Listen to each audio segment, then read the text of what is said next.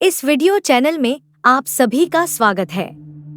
यह video channel आपको हमारे प्रभु यीशु मसीह और धन्य वर्जिन मैरी की ओर से तब और अब भेजे गए स्वर्गीय प्रेम पत्र प्रस्तुत करता है और आपको देता है, ताकि हम भगवान के मेमने की स्वर्गीय शादी के लिए ठीक से तैयारी कर सकें। आज हम रोमानिया के न्यू जेरूसलम के पवित्र मठ में हमारे प्रभु यीशु मसीह द्वारा बोले गए परमेश्वर के वचन को प्रस्तुत करते हैं। फ्लोरियर के लेंट के छठे रविवार से परमेश्वर के वचन से निकाला गया। प्रभु का यरूशलेम में प्रवेश 28 अप्रैल 2024। मैं वह हूँ जो मैं हूँ, मैं यह शब्द हूँ, मैं प्रभु इसे बोलता हूँ, ताकि इसे पृथ्वी पर लिखा जा सके और फिर वितरित किया जा सके और यह मनुष्यों के बीच अपनी पूर्ति का कार्य कर सके। फूलों के पर्व के दिन मेरे वचन की पुस्तक खोली जाए कि 2000 वर्ष पहले गधे के बच्चे पर यरूशलेम में मेरे प्रवेश की स्मृति महिमा के साथ मनाई जाए, क्योंकि यदि मैंने लाजर को कब्र से जिलाया, समय आ गया है कि मैं मंत्रोच्चार और होसन्ना के साथ यरूशलेम शहर में प्रवेश करने के लिए तैयार हूँ और भगवान के नाम पर आने वाले राजा के बारे में पवित्र शास्त्र को पूरा होने दे और यह पूर्ति पाए जाने दे, केवल उन सभी के लिए जो भगवान को नहीं चाहते हैं। पृथ्वी पर वे 2000 वर्ष पहले के लोगों की भांति सदैव घात में पड़े रहते हैं, ताकि परमेश्वर की ओर से सत्य लोगों को पकड़ न सके। मेरा लिखित आगमन तब और अब पूरा होगा। हालांकि यदि ऐसा लिखा है तो मैं आकर उसे पूरा करता हूँ, क्योंकि मैं विश्वासियों के लिए आता हूँ, उन लोगों के लिए जो हृदय और प्रेम में शुद्ध हैं, कि जहाँ ईश्वर का प्रेम है वहाँ ईश्वर भी है और रहेगा, जैसा लिखा है। मैं रोमानियाई राष्ट्र के बीच में अपने वचन के शहर पर स्वर्ग से शांति स्थापित करता हूँ और मैं पवित्र अवकाश के शब्द को पुस्तक में दर्ज करता हूँ और मैं पृथ्वी के लोगों को अपना वचन सुनाता हूँ और मैं उनसे कहता हूँ, आप लोगों को शांति। प्रभु का वचन पृथ्वी पर आता है और तुमसे कहता है, तुम्हें शांति मिले। क्या आप सुनते हैं? मैं रोमानियाई लोगों से अपने यरूशलेम में प्रवेश करता हूँ। मैं एक सफेद घोड़े पर प्रवेश करता हूँ और खुश वह है और वह होगा जो विश्वास करता है कि यह शब्द भगवान का शब्द है। मैं ऊपर बादलों पर खड़ा हूँ और अपनी आवाज ढीली करता हूँ, ताकि मेरा शब्द लिखा जा सके और हर जगह जा सके। मैं बादलों के साथ आता हूँ, क्योंकि लिखा है कि मैं आऊंगा और इस दिन स्वर्ग में और पृथ्वी पर उस दिन का स्मरण होता है जब मुझे गधे पर यरूशलेम में ले जाया गया था और पवित्र शास्त्र पूरा हुआ था, जो कहता है, आनंद मनाओ हे सियोन की बेटी, तेरे राजा के लिए यह आ रहा है। कोई भी यह उम्मीद नहीं करता है कि जब तक परमेश्वर की घोषणाएं पूरी न हो जाए तब तक उन्हें पूरा होते देखा जाएगा। संसार की आत्मा 7000 वर्षों से मनुष्यों के माध्यम से पृथ्वी पर ईश्वर के विरुद्ध खड़ी है और मनुष्य हमेशा अविश्वास को चुनते हैं और संसार की आत्मा के साथ जुड़ते हैं और हर चीज से चक्कर खाते हैं। और जब मैं धर्म ग्रंथों को पूरा करने के लिए आता हूँ तो मैं ऐसा नहीं करता। पृथ्वी पर विश्वास ढूंढो, लेकिन मैं लोगों के अविश्वास में ठोकर नहीं खा सकता। मैं नहीं कर सकता। और देखो, मैं आता हूँ और पूरा करता हूँ। मैं आता हूँ और पृथ्वी पर अपना वचन लिखता हूँ और मैं इसके साथ साझा करता हूँ और वफादार मुझे ढूंढते हैं, क्योंकि मैं उनके लिए हूँ। आओ और मैं उनसे बात करता हूँ और मैं सांत्वना देता हूँ। मैं उन्हें ताकत और आशा देता हूँ और मैं उन्हें स्वर्ग से देता हूँ, क्योंकि पृथ्वी पर वे हर समय की तरह केवल झूठ के साथ काम करते हैं और भगवान स्वर्ग से पुत्रों पर नजर रखते हैं, मनुष्यों में से यह देखने को कि क्या वह समझने वाला या परमेश्वर का खोजने वाला है। परंतु सब भटक गए हैं और सब दुष्ट हो गए हैं और कोई भलाई करने वाला नहीं, एक भी नहीं, जैसा लिखा है। हे जाति जाति के लोगों और जाति जाति के अगुवों, परमेश्वर का वचन सुनो। संसार की आत्मा पृथ्वी पर और मनुष्यों में ईश्वर की विरोधी है। जब इस्राएली मनुष्य मिस्र में दासत्व में थे, तब मैंने उनको उनके बीच से निकाला और भविष्यद्वाणी की आत्मा के द्वारा उन्हें बताया कि मार्ग में अन्य जातियों को मार डालो और कनान में अपने शुद्ध मार्ग से जाओ, संसार की आत्मा और उसकी मूर्तियों के भ्रष्टाचार से मुक्त। परंतु उसने संसार से चले जाने और संसार के पापों और संसार के पुत्रों के साथ व्यवहार न करने की बात न मानी जो मैंने उससे कही। जब मैंने कनान के रास्ते में इस्राएल को दुनिया की भावना और नास्तिक लोगों के जीवन के कारण खो दिया तो मुझे हद से ज्यादा दर्द हुआ। मनुष्य तब तक परमेश्वर की आज्ञा का पालन नहीं कर सकता जब तक वह संसार से बाहर नहीं आ जाता, क्योंकि संसार की आत्मा मनुष्य को आकर्षित करती है, मनुष्य के मन से चिपक जाती है और प्रभु मनुष्य को 7000 वर्षों के लिए खो देता है। केवल यही कि सभी समयों में मेरे पास एक अवशेष है संरक्षित अनुग्रह के माध्यम से, अर्थात ईश्वर की आज्ञाकारिता के माध्यम से मेरे पक्ष में बने रहने के माध्यम से, और इसके साथ मैंने ईश्वर द्वारा भेजे गए लोगों को बसने और पृथ्वी पर रहने और समय के माध्यम से अपने काम के साथ जाने के लिए पूरा किया, जैसा कि मैंने 2000 साल पहले किया था। जब यदि इस्राएल के लोगों ने मुझे काट दिया तो क्या मैंने काम करना बंद नहीं कर दिया ताकि उनके ऊपर के बुजुर्ग उस नियंत्रण और शक्ति को न खो दे जिसकी घमंडी और अभिमानी लोगों को आवश्यकता है और जो अन्यथा काम नहीं कर सकते क्योंकि उनके पास दुनिया का भोजन आत्मा है। लेकिन मैं यहाँ हूँ तब से 2000 वर्षों के बाद फिर से पृथ्वी पर और लोगों पर पवित्र आत्मा का वचन आया, क्योंकि मैं वही हूँ जो मैं हूँ। मैं पिता सावोत का वचन हूँ और मेरे पिता काम करते हैं और मैं भी सब काम करता हूँ कि पिता कार्य करता है, और मैं लोगों को परमेश्वर के ज्ञान के लिए बुलाता हूँ, क्योंकि ऊपर से राज्य पृथ्वी पर आ रहा है। प्रभु अपने हजारों संतों के साथ आ रहा है। मैं आ रहा हूँ क्योंकि लिखा है कि मैं आ रहा हूँ। और हे लोगों, तुम पवित्र आत्मा प्राप्त करो कि तुम परमेश्वर को उसके साथ जान लो जो तुम्हारे ऊपर बोलता है, कि स्वर्ग से प्राप्त करो कि पृथ्वी पर राज्य करता है और उसी से सब चढ़ता है। एक दूसरे को वे केवल झूठ और उसके फल पर भोजन करते हैं, लेकिन सत्य स्वर्ग से आता है। भगवान पृथ्वी पर पहले से कहीं अधिक आते हैं। दुनिया के पुनर्जन्म का शब्द आता है। भगवान एक सफेद घोड़े पर सवार होकर आते हैं, जैसा कि यह है आने के लिए लिखा गया है, और पृथ्वी पर धर्म ग्रंथों को खोला जाए और अच्छी तरह से खोजा जाए, क्योंकि उनमें वे पूर्णताएं लिखी हुई हैं जो आने वाली हैं और पृथ्वी पर अपनी पूर्ति के साथ बसने की जल्दी कर रही हैं। इसलिए हे लोगों, यहोवा से मिलने के लिए आओ, स्वर्ग से सत्य के पास आओ, क्योंकि सत्य का काम पृथ्वी पर आ रहा है और अधर्म हर जगह नाश हो रहा है, और स्वर्ग जगह जगह स्थापित किया जाएगा और सूर्य 7 बार चमकेगा और भी, जैसा लिखा है, और सब कुछ मसीह के चर्च के काम के माध्यम से पूरा किया जाएगा, क्योंकि इसमें भगवान के बारे में सच्चाई है और जिसके खिलाफ दुनिया की आत्मा 2000 वर्षों से खड़ी है। दुनिया के 7 राज्य ईसाइयों के लिए है, जैसे कि इज़राइल के साथ जो कनान के रास्ते में राष्ट्रों के साथ एकजुट हो गए और भगवान के लोग दुनिया की भावना का शिकार हो गए।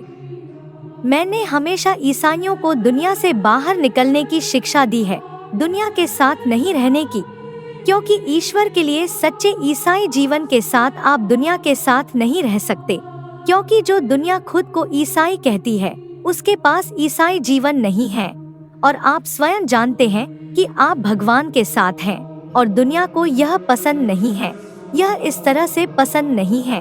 और इसीलिए मैंने ईसाई को अपने घोंसले में रहने और अपने भगवान से संतुष्ट रहने की शिक्षा दी, क्योंकि जब ईसाई जाता है दुनिया में, प्रभु रोते हैं कि दुनिया बहुत पापपूर्ण है, और ईसाई व्यक्ति के मन और जीवन और शरीर को अशुद्ध करती है जो स्वर्ग की राह पर चलता है। स्वर्ग का मार्ग मधुशाला से होकर नहीं गुजरता है, यह पाप से भरे स्थानों और दुनिया की आत्मा से नहीं गुजरता है जो पाप और वासनाओं और सभी प्रकार की अभिव्यक्तियों की सेवा करता है, और पाप मनुष्य को दंडित करता है, क्योंकि भगवान की अवज्ञा है सबसे गंभीर पाप, जिससे बाद के सभी पाप आते हैं। मनुष्य तुम्हारे बारे में सच्चाई का समय है, और यदि तुम इसे नहीं कह सकते और इसे नहीं जान सकते, तो तुम और तुम्हारे आसपास के अन्य लोग प्रभु को छोड़ दो। जब वह दस्तक दे तो उसे स्वीकार करो और उसे अपने दरवाजे पर इंतजार करने के लिए बाहर मत छोड़ो। लेकिन आदम की तरह मत करो, जिसने सच्चाई के समय अपने बारे में भ्रमित होकर बात की और जिसे हव्वा द्वारा बहकाया नहीं जाना चाहिए था, बल्कि परमेश्वर से सत्य प्राप्त करना चाहिए था। और जब मैंने उससे कहा तो उसने परमेश्वर से छिपना चाहा। देखो, उसने अपने आप को झूठ बोलने दिया, उसे बेचारा और मुझे, प्रभु को, उसके पाप के कारण क्रूस और तिरस्कार का प्रायश्चित करना पड़ा। ओह, यहूदा ने भी ऐसा ही किया। वह आकर उसे माफ करने के लिए नीचे नहीं आया और उसने अपने ऊपर काम किया और जाकर अपना जीवन समाप्त कर लिया। ओह, यदि वह मेरी क्षमा के लिए झुक जाता, जबकि मैं अभी भी क्रूस पर उसके प्रकट होने और उसे क्षमा करने की प्रतीक्षा कर रहा था, तो मैं उसे उस दिन ईश्वर अकबूल करने वाले डाकू की तरह अपने साथ स्वर्ग में ले गया होता। और जिसने मुझसे मेरे अधिकार से पूछा था, अपने राज्य में उसे याद करने के लिए क्रूस पर हाथ रखो, जो मेरे साथ पृथ्वी पर आएगा। और जिसे पिता ने तब दिखाया था कि वह मेरे साथ पृथ्वी पर आएगा, और मैं अपने क्रूस और उसके पार उसके लिए इंतजार कर रहा था, और मैंने उसे ले लिया। उसी दिन वह मेरे साथ स्वर्ग गया और उसकी प्रार्थना पूरी की। मैं उनसे मिले अपने दर्द के लिए पश्चाताप और मेरे प्रति प्यार से भरे हुए 2 कबूलकर्ताओं के साथ पिता के पास गया होता, और उस पल मुझे उस खुशी से ज्यादा खुशी नहीं होती। हालांकि याजकों और फरीसियों के सामने मुझे निर्दोष मानने और उनके द्वारा मुझे बेचने वाला मानने के बाद यहूदा अपने लिए निराश हो गया। उसने उसके लिए परमेश्वर को पीड़ा दी, परंतु वह निराश हो गया और वह मिलमिलाप करने और उसके साथ मिलमिलाप करने के लिए पिता के पास जाने के लिए नहीं लौटा। और फिर उसे उस सूबेदार की तरह गवाही देने दी जिसने मुझे क्रूस पर चढ़ाया और जिसने मुझे तब जान लिया कि मैं उसका पुत्र हूँ, भगवान। और बाद में उन्होंने किनारे किनारे इसका प्रचार किया। ओ, प्रकृति को दोष नहीं देना है, बल्कि मनुष्य का आत्ममन है, क्योंकि प्रकृति प्रकृति है, लेकिन यह वह मन है जिसके द्वारा आप खुद को सुधारते हैं या खुद को और भी खराब कर लेते हैं। और इसलिए यह अच्छा है कि भगवान आपके लिए एक शब्द कहें। बिना झुके और अपने मन से मनुष्य को भ्रमित किया। तुम सब जो पृथ्वी पर से यीशु मसीह का नाम मिटाने के लिए अपनी पूरी ताकत से लड़ते हो, ओह, तुम क्या करोगे जब तुम देखोगे कि तुम हार गए हो, कि तुम व्यर्थ लड़े हो। मेरा नाम मिटाया नहीं जा सकता, यह प्रियवी पर लोहू से लिखा है, और लोहू मेरी गवाही देता है, जैसा लिखा है। और न केवल मेरा लोहू, परंतु उन सब का भी जो मेरी गवाही के लिथे काट डाले गए हैं।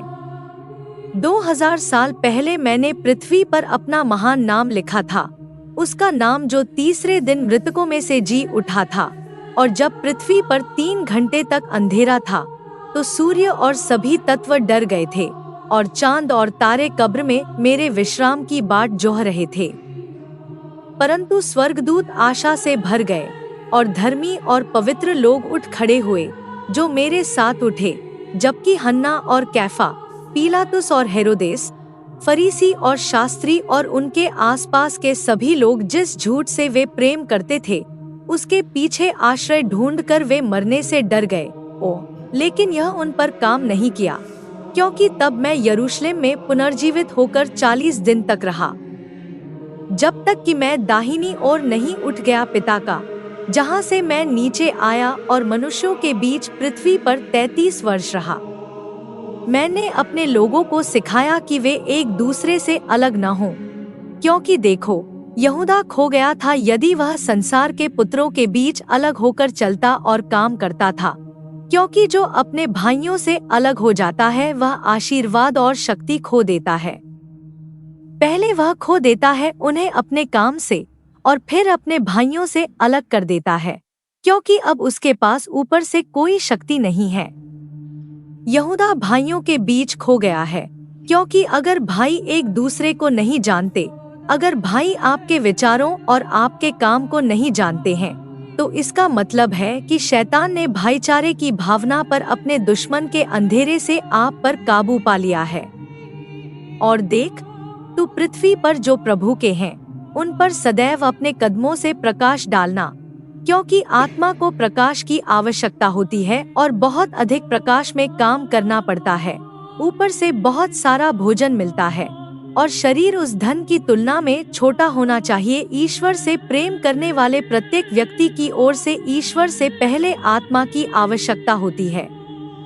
तो देखो, मैंने इस पवित्र पर्व के दिन पृथ्वी पर हर जगह अपने वचन के साथ प्रवेश किया, और यह एक बार बोला गया, काम करता है और पूरा होता है, और भगवान के प्रेम का राज्य आता है और उन लोगों के बीच बैठता है जो इस खुशी को चुनते हैं। केवल भगवान के लिए यह मनुष्य की खुशी है, और मनुष्यों को यह सत्य सुनने दो। मुझे अभी भी उन लोगों से कहना है जो उन ऊंचाइयों पर अड़े हुए हैं जिन पर वे खड़े हैं, और जो सोचते हैं कि वे दुनिया के स्वामी हैं, और यहाँ तक कि मेरे चर्च के भी स्वामी हैं, जिसके गर्भ में वह सत्य है जो एक है। और यही मैं कहता हूँ, जिन लोगों को मैं अपने पुनरुत्थान के पर्व के उत्सव के समय चलने को देता हूँ, उनसे मैं बार बार कहता हूँ, और मैं उनसे इस प्रकार कहता हूँ, जिस चर्च ने ईसा मसीह के 2000 वर्षों की सच्चाई को इसमें संरक्षित किया है, वह रूढ़िवादी ईसाई चर्च है।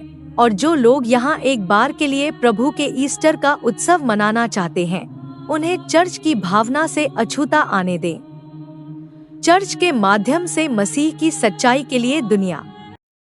जो लोग 2000 वर्षों तक निकलते रहे और विभिन्न प्रकार के समूहों में विभाजित होते रहे, उन्हें आने दो।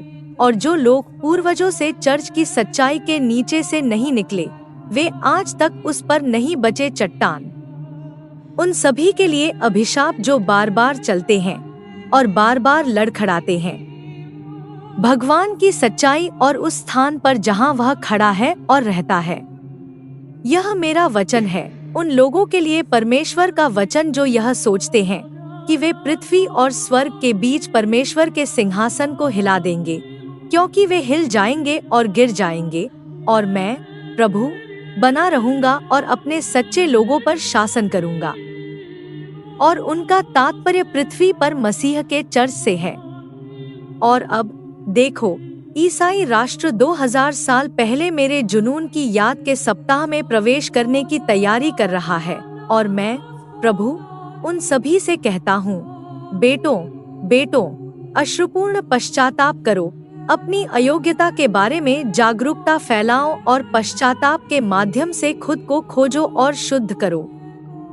मेरे पुनरुत्थान की दावत तक इसी तरह चलते रहो, और फिर मैं पश्चाताप, पवित्रता और उसके माध्यम से पुनर्जीवित पुत्रों के रूप में खुद को तुम्हें सौंप दूंगा। भगवान का प्यार, और हम एक दूसरे के लिए खुशी और एक दूसरे के लिए पुनरुत्थान के गीत गाएंगे। और जो मुझे बाहर रखते हैं, वे हैं जो मुझसे प्यार नहीं करते हैं और मेरे स्वागत के लिए खुद को नवीनीकृत नहीं करते हैं, और मुझे एक अजनबी के रूप में बाहर छोड़ देते हैं। इसलिए मैं तुम्हें खोजता हूँ, मैं तुम्हें जानता हूँ, मैं तुम्हें शुद्ध करता हूँ, मैं तुम्हें माफ करता हूँ, मैं तुम्हें नवीनीकृत करता हूँ और तुम्हें पुनरुत्थान का रहस्य सिखाता हूँ, पुत्रों। और मैं तुम्हारी कामना करता हूँ मुझे स्वर्ग के संतों की तुलना में अधिक याद आती है, क्योंकि आपके साथ मैं अब पृथ्वी पर अपना राज्य और इसे लोगों के बीच बसाने का कार्य पूरा करता हूँ। और विशेष रूप से मैं अपने आप को उन लोगों के माध्यम से पूरा करता हूँ जो पृथ्वी पर मेरा वचन ले जाते हैं, क्योंकि मैं बादलों पर बैठता हूँ और ऊपर से बोलो और मैं प्रतीक्षा करता हूँ। पुत्रों, मैं मनुष्यों के बीच अपने महान और निरंतर बढ़ते राज्य की प्रतीक्षा करता हूँ, और स्वर्ग और पृथ्वी अब एक साथ काम करते हैं, इस महान पूर्ति का काम करते हैं। हे पुत्रों, आमीन, आमीन, आमीन। यहीं पर आज का कार्यक्रम समाप्त होता है। भगवान आपको आशीर्वाद दे और आपको अपने पवित्र हृदय के करीब रखें। तथास्तु।